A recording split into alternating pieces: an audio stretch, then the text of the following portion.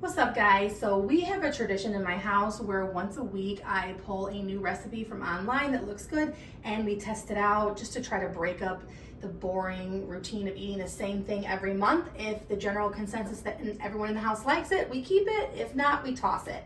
Today we are doing a weeknight chicken stir fry.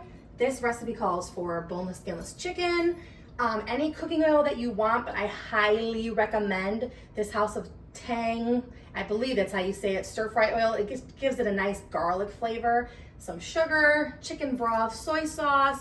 We got sesame seeds to top at the end, some ginger, garlic, cornstarch, rice, and then you can use any vegetable that you want, like broccoli, you can use peas, but all I had today were some green peppers, so that's what we are using, and I will post below the website from where I got the recipe.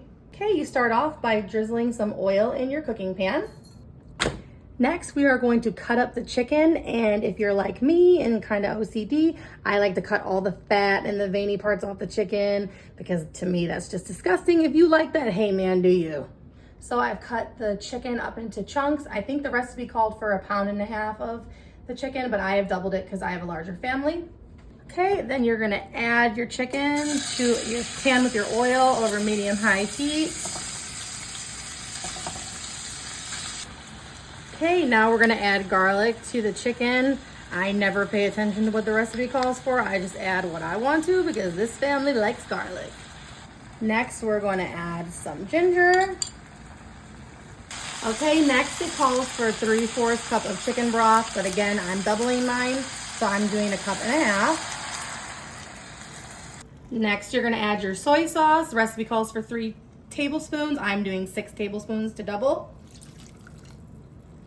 Okay, then next we're gonna add our sugar. They call for 2 teaspoons, so I'm doing 4. Okay, then we're just gonna give it a little stir, and then we're gonna put our lid on and cover it for about 5 minutes, stirring twice. Okay, so now I chopped up the green bell pepper, and we're gonna add that to the pan.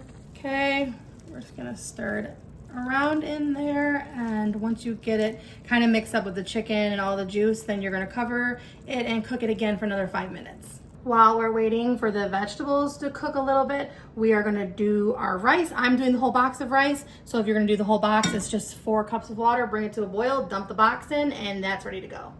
So now you're going to add what's called a cornstarch slurry. So it is 2 teaspoons of cornstarch per 1/4 cup of chicken broth.